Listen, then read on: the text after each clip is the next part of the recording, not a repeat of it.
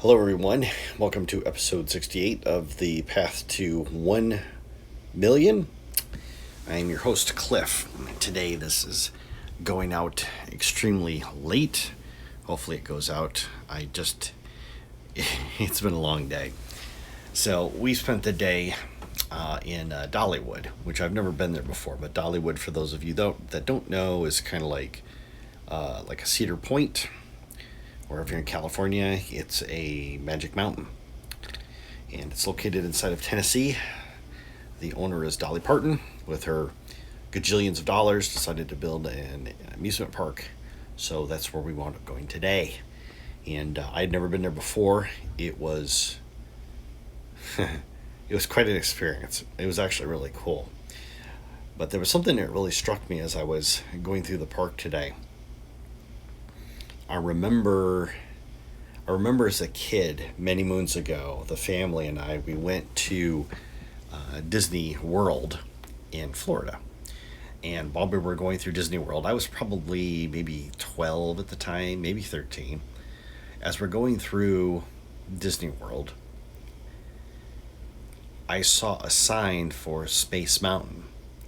And my head was already full with images of, Apollo, with the moon landing, with the space shuttle and the space race. So when I saw space and there was a little spaceship on it, I didn't care what it said. I wanted to go see it. So I convinced our entire group, there was 6 of us that went, but I convinced our entire group, including my mom, that we need to go see Space Mountain.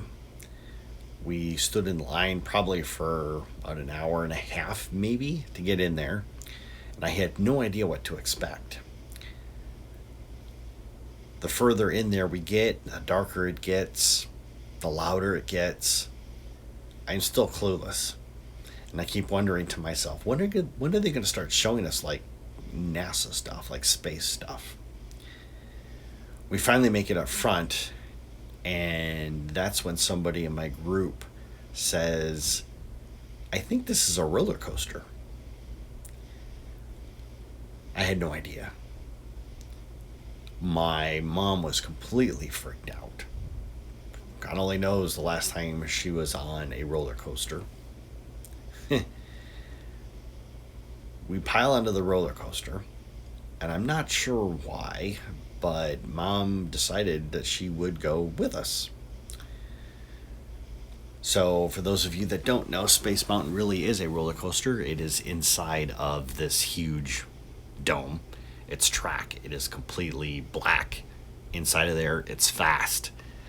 It was a lot of fun. It was awesome. I remember at one point turning around and looking to make sure that my mom was still seated behind me, and she was, praying, please God, get me off of this thing and I will never ride another one of these ever again. Oh, that was great.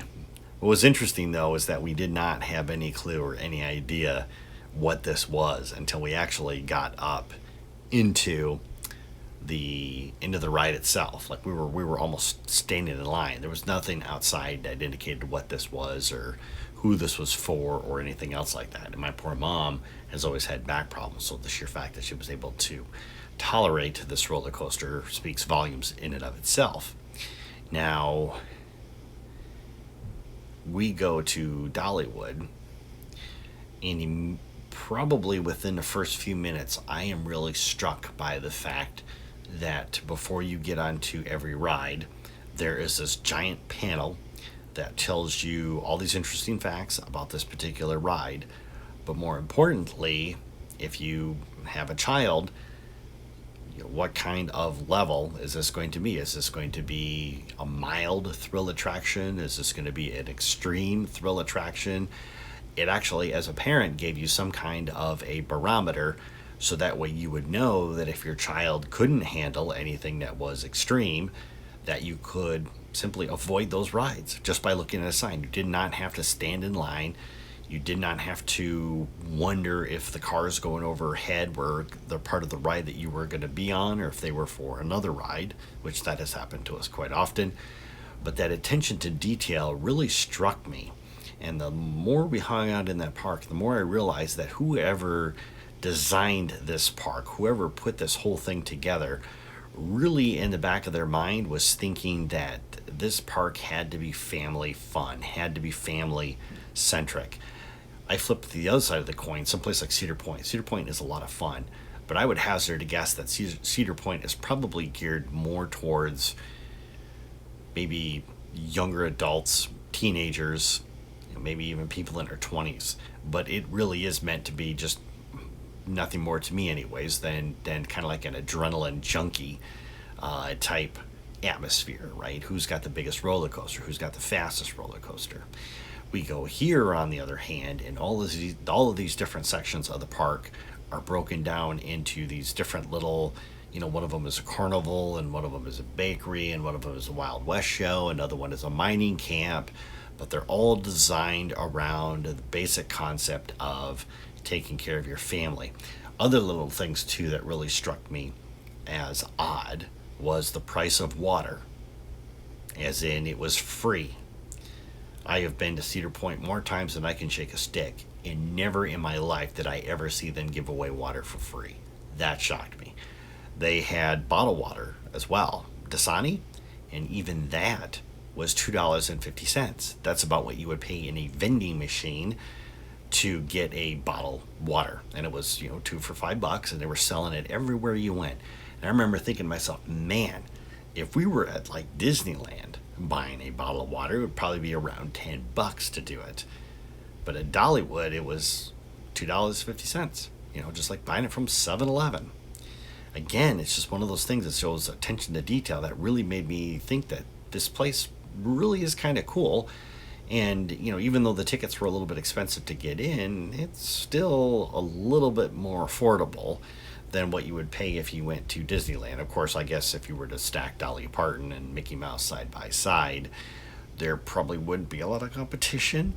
But as far as a family vacation goes, there isn't any reason why this place couldn't do it. But I like, once again, the attention to detail really struck me. The thought that went in behind it just really made that place stand out, and this was one of the things that I was trying to be conscious of when I designed my LinkedIn course, was that attention to detail and making sure that it was designed for a specific person who was looking for a specific goal versus just trying to price gouge someone.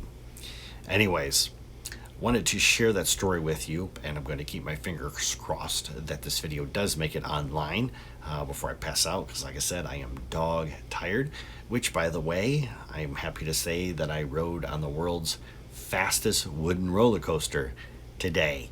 I can't remember the name of it. I want to say it was Grease Lightning or something like that, but it was one of those electromagnetic roller coasters that is run purely by magnets. There was no chains, and I think that entire ride was about 90 seconds, and I think it said that our top speed was going to be 72 miles an hour or 73. I can't remember. Anyways, that was fast. All right, everybody. I hope you guys had a phenomenal day, and I'll talk to you tomorrow. Got some more adventures coming. Got some more topics for us to discuss, and I will see you tomorrow. Have a great evening.